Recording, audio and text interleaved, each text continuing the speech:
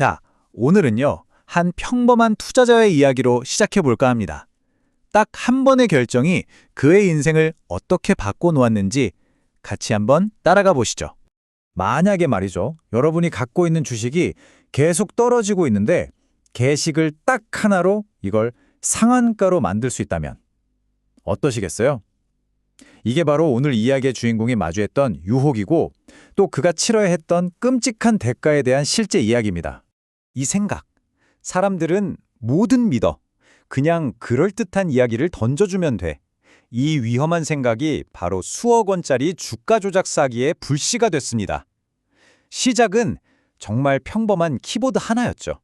자, 첫 번째 장, 위험한 유혹입니다. 벼랑 끝에 선 투자자 A씨 이야기인데요. 이 A씨라는 사람, 그냥 우리 주변에서 흔히 볼 수 있는 평범한 직장인이었어요. 근데 자신의 전 재산을 좀 변동성이 큰 바이오 테마주에 넣었는데 이게 웬걸 매일같이 주가가 폭락하고 있었던 거죠. 정말 하루하루 피가 마르는 심정이었을 겁니다. 이렇게 막대한 손실을 보게 되니까 A씨 마음속에서 아주 위험한 유혹이 싹트기 시작합니다. 아, 다른 좋은 주식을 찾을 게 아니라 내가 가진 이 주식 가격을 내 손으로 직접 올려버리자. 이런 계획을 세우게 된 거죠. 자, 그렇다면 이 수억 원짜리 거짓말은 어떻게 만들어졌을까요? 한 사람이 어떻게 시장 전체를 광기에 빠뜨릴 수 있었을까요? A씨는요, 인터넷의 익명성이라는 아주 강력한 무기를 손에 쥐었습니다. 그리고 정말 치밀하게 시장을 속일 계획을 실행에 옮기죠. 그가 한 일은 이거였습니다.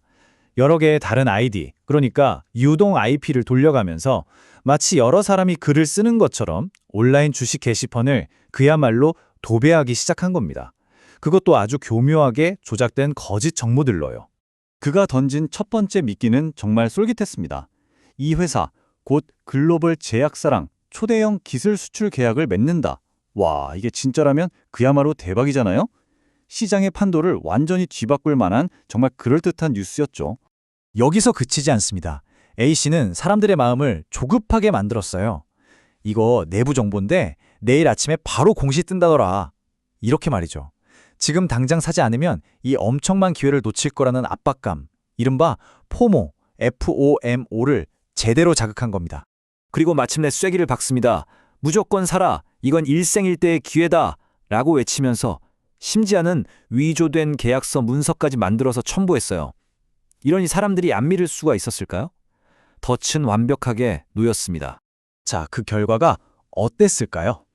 정말 놀라웠습니다. 이 거짓말의 파급력은 상상 이상이었어요.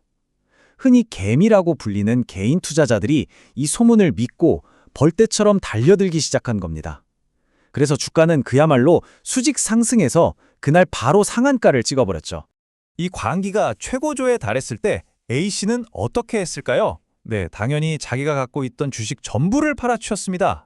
그렇게 단 하루, 아니 단 몇 시간 만에 수억 원이라는 엄청난 불법 이익을 손에 쥐게 된 거죠.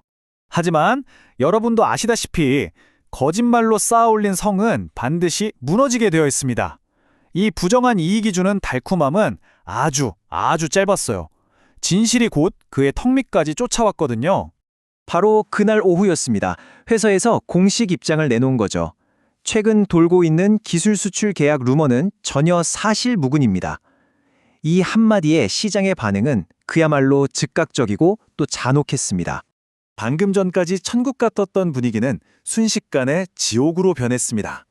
주가는 그대로 수직 낙하해서 하한가로 곤두박질 쳤어요. A씨의 거짓말만 믿고 뒤늦게 뛰어들었던 수많은 투자자들은 팔지도 못하고 그대로 갇혀서 엄청난 손실을 또한피 낸 겁니다.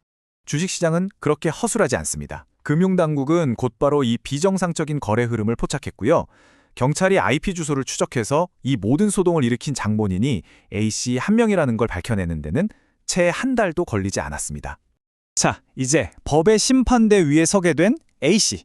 그는 단순한 장난이었다고 주장했지만 과연 법원은 어떻게 봤을까요? 그의 생각과 법의 잣대는 정말 하늘과 땅 차이였습니다.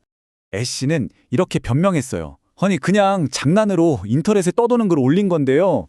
제가 무슨 시장을 조작할 의도가 있었겠습니까? 하지만 법원의 판단은 단호했습니다. 이건 금전적 이득을 노린 명백하고 의도적인 기만행위다. 따라서 이건 중범죄에 해당한다. 이렇게요. 엄청난 차이죠? 이게 왜 중범죄가 되냐면요. 바로 우리나라 자본시장법 제178조 이 부정거래 행위 금지 조항 때문입니다. 쉽게 말해서 주식시장에서 거짓말이나 속임수를 써서 돈을 버는 행위는 절대로 용납하지 않겠다는 거예요. 왜냐? 시장의 신뢰라는 건 공정한 게임이라는 믿음에서 나오거든요.